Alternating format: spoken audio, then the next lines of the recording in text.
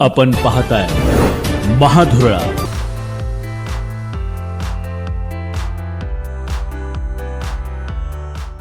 त्यांना नावेद मुश्रीफांची माझी काही चर्चा झालेली नाही. त्यांना विचारेन मी अदृश्य शक्ती तुम्हाला जे म्हणायची होती ती कोण आहे हे मला माहित नाही. नाही म्हणून मी म्हणतोय की संस्था टिकली पाहिजे यासाठी प्रयत्न होताना दिसत नाहीत. म्हणजे सत्तेत असणाऱ्या देखील लोकांच्याकडून प्रयत्न होताना दिसत नाहीत. आरोप प्रत्यारोप होत असतात, संस्थेत आरोप प्रत्यारोप चालू असतात, परंतु ज्यावेळी होतात त्यावेळी त्या माणसाला बोलवून घेऊन त्याच्याबरोबर चर्चा करून तो मार्ग काढण्याची तयारी तिथं दिसत नाही. नाही, मी सातत्यानं सांगितलंय की मुश्रीफ साहेबांनी सुरुवात केलेली आहे महायुती महायुती महायुती. मला वाटतं ते जप घेतात तसा जप चालू आहे त्यांचा महायुतीचा. ठीक आहे, काय हरकत नाही, परंतु आम्ही आमच्या बरोबर जे विचाराने येतील त्यांना बरोबर घेऊन आम्ही निवडणूक लढू. कोण येतील काय येतील आज सांगणं शक्य नाही. निवडणुका कधी लागणार माहित नाही. त्यामुळे ज्या त्या परिस्थितीनुसार निर्णय घेतला जाईल. नाही आज ते आता त्यांनी जप घेतलाय ना, आता ते कसे आतनं माझं त्यांचं बोलणं चालू आहे असं तुमचं म्हणणं आहे का मुश्रीफ साहेब? माझं नाही, मी परवा देखील सांगितलं होतं तुम्हाला सगळ्यांना की प्रशासक मुदत आमच्या संचालकाची संपेपर्यंत मी बोलणार नाही. कारण की संचालकांची मुदत आहे तोपर्यंत आम्ही संचालक मंडळाच्या आमच्या नेतृत्वाखाली त्या ठिकाणी. आता मुदत संपली, प्रशासक आलेला आहे, त्यामुळे आता आम्ही बोलतोय की बाबा लवकर निवडणुका लावा, लोकांना निर्णय घेऊ द्या. सोसायटी डेऱ्या निर्णय घेतील, त्यांचे प्रतिनिधी निर्णय घेतील. कोणाला सत्तेत बसवायचं शेवटी कोल्हापूर जिल्ह्यातलं शेतकरी बघून घेईल ना की कुणाला बसवायचं. आता जो काय तमाशा गेले 6 महिने दूध उत्पादकांनी बघितलेलं आहे त्याचं उत्तर मिळेल ना. नाही म्हणून एक हाती आमच्याकडे द्यावीशी आमची विनंती. नाही म्हणून मी मगाशी म्हणलंय की हे तुम्ही करा मी बघतो असं अंडरस्टँडिंग आहे का या सगळ्यांचं एकमेकाला? तुम्ही भूमिका घ्या, मला डायरेक्ट भूमिका घेता येत नाही, तुम्ही घ्या मला मान्य आहे असं आहे का? नाही तर मग यांचं ऐकलं जात नाही असं. तर दोन्हीपैकी एकच गोष्ट आहे यातली. एक सगळेच सामील आहेत या प्रशासकासाठी. एकाने भूमिका एका पक्षाने घ्यायची, तुम्ही पुढाकार घ्या आम्ही विरोध करतो, परंतु तुम्ही केल्यानंतर आम्ही मान्य करतो. आता जर पालकमंत्र्यांनाही मान्य नाही, हसन मुश्रीफ साहेबांना मान्य नाही, विनय कोरेंना मान्य नाही, राजेंद्र यड्रावकरांना या ठिकाणी मान्य नाही, मग सत्तेतले एवढे प्रबळ नेत्यांना मान्य नसताना प्रशासक येतो कसा? म्हणजे यांना मान्य आहे. आता त्या दोघांना विचारावं लागेल. मार्केटिंग स्ट्रॅटेजीज प्रत्येक संस्थेच्या ठरलेल्या आहेत. अमूलचं मार्केटिंग स्ट्रॅटेजीमध्ये त्या वितरकाला किती कमिशन मिळतं आणि आमचं किती कमिशन मिळतं याच्यावर सगळ्या गोष्टी अवलंबून असतात.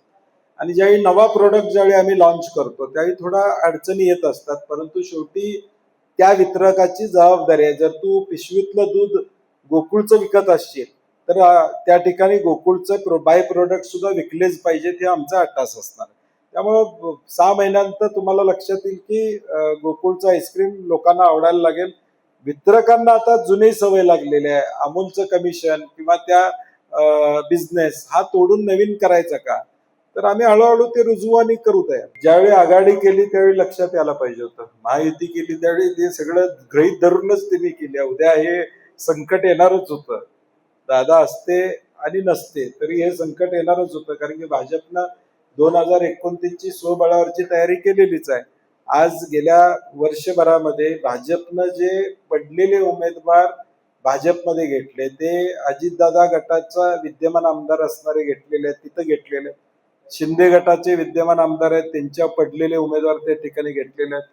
जवळजवळ 22 लोक अशी घेतलेले आहेत भाजपनं, जिथं शिंदे गट आणि अजितदादा गटाचे आमदार तिथं आहेत असे तिथले 2 नंबरचे लोक घेतले. ते सरळ आहे, मेसेज सरळ आहे की त्यांना उद्या भाजप तिकीट देणारच आहे. SIR जी या देशामध्ये चाललेले आता सुद्धा कोल्हापूर जिल्ह्यामध्ये महाराष्ट्रामध्ये SIR चालू आहे.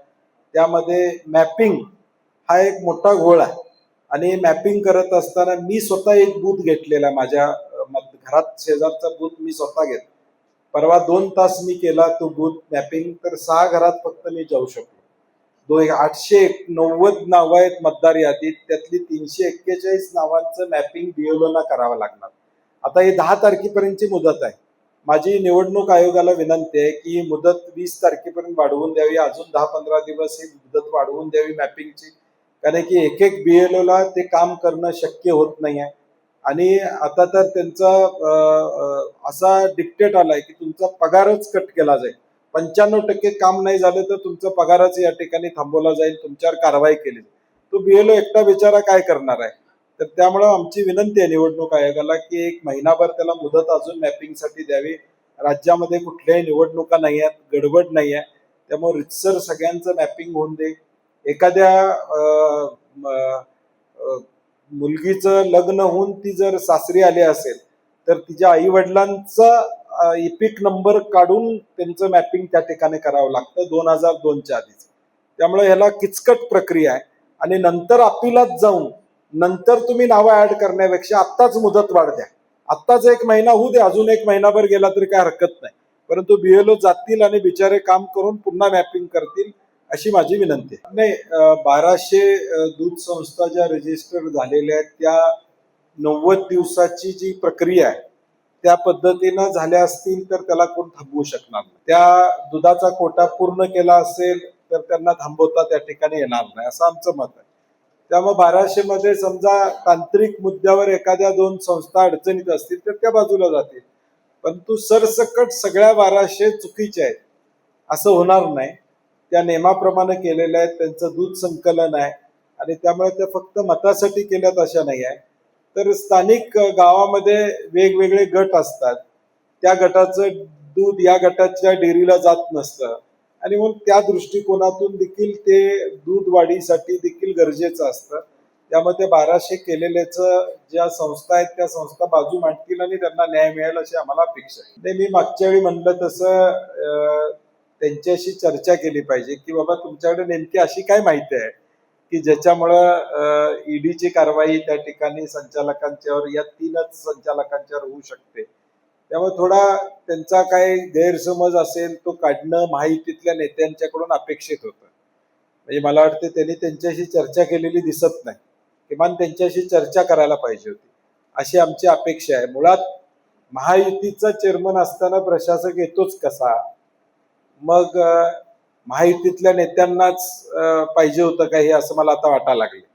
म्हणजे सत्तेत असणाऱ्यांनाच वाटत होतं का की प्रशासक यावा का मग महायुतीतल्या या सगळ्या घटक मंत्री महोदयांची ताकद कमी पडते? दोन्हीपैकी एकच आहे. एक तर जे सत्तेत सहभागी आहेत, मग मुश्रीफ साहेब असतील, प्रकाशराव आंबेडकर असतील, चंद्रदीप नरके असतील, विनय कोरे असतील, हे सगळे महायुतीतले सत्तेत त्या ठिकाणी आहेत. संजय बाबा गाडगे आहेत आता भाजपचे नेते त्यामध्ये. एक तर ह्यांनाच पाहिजे होता प्रशासक म्हणून थोडं नमतं त्यांनी घेतलेलं आहे किंवा मग ह्यांचं चालत नाही. दोन्हीपैकी एक काहीतरी नाही. आमदार शिवाजी पाटलांनी भूमिका घेतली, समजा एखादी भूमिका घेतली तर महायुतीतल्या लोकांनी त्यांना बोलवून त्यांच्याशी चर्चा करायला पाहिजे होती. तुमचं अंतर्गत भांडण आहे ना, हे गोकुळला का अडचणीत आणतात? तुम्ही महायुती म्हणून आमदार शिवाजी पाटलांनी 5 गोष्टी सांगितल्या, त्यांना बोलवायला पाहिजे होतं. बाबा तुमचं म्हणणं काय आहे मांडायला पाहिजे होतं, त्यांच्याशी चर्चा करायला पाहिजे होती, त्यांचा गैरसमज दूर करायला पाहिजे होता.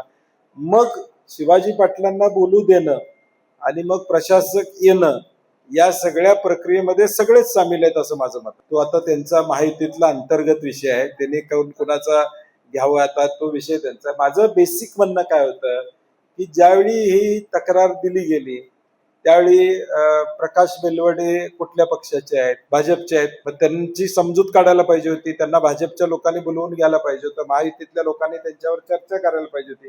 त्यांचे काही गैरसमज असतील तर ते गैरसमज काढायला पाहिजे होते. बाबा असं नाही आहे, असं आहे, म्हणून त्यांच्या घरातलं भांडण आहे ना. तुम्ही भाजप किंवा महायुतीनं खऱ्या अर्थानं हा प्रशासक आमच्या गोकुळवर लादलेला आहे. शेतकऱ्यांच्यावर महायुतीनं या ठिकाणी त्यांच्या अंतर्गत भांडणामुळे आमच्यावर प्रशासक या ठिकाणी आलेला आहे, हे सत्य आहे. नाही, मला वाटतं आता तो त्यांचा राज्य पातळीवरचा विषय आहे. राष्ट्रवादी आणि शिंदे गट यांना कशा पद्धतीनं वागणूक मिळते, साताऱ्यामध्ये झालं, छत्रपती संभाजीनगरमध्ये आपण पाहतोय, कोल्हापूरमध्ये आपण त्या ठिकाणी या गोकुळच्या माध्यमातून पाहतोय. कोल्हापूर जिल्हा परिषदचा अध्यक्ष करायला राष्ट्रवादीला घाम फुटला त्यांचा. स्वतःचा अध्यक्ष करायला 20 सदस्य असताना सुद्धा अशी अवस्था आहे.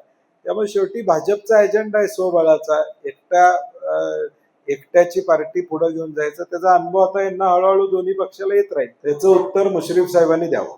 नाही, तो कायदा केला संचालकांना अधिकारचा, तो जिल्हा मध्यवर्ती बँकेत करावा लागेल, महाराष्ट्रामध्ये करावा लागेल. एका गोकुळसाठी करता येणार नाही, तो सगळ्या राज्यामधल्या जिल्हा मध्यवर्ती बँकांमध्ये करावा लागेल. म्हणजे तो काय एका राज्यासाठी लागू होणार नाही. त्यामुळे तो वेगळा विषय आणि त्याच्या पूर्वी प्रयोग झालेला आहे. तसा करण्याचा प्रयोग पूर्वी एनडी साहेब असताना त्या ठिकाणी झालेला आहे. त्यामुळे मला नाही वाटत तो आता प्रयोग पुन्हा या राज्यामध्ये होईल असं मला काय वाटत नाही.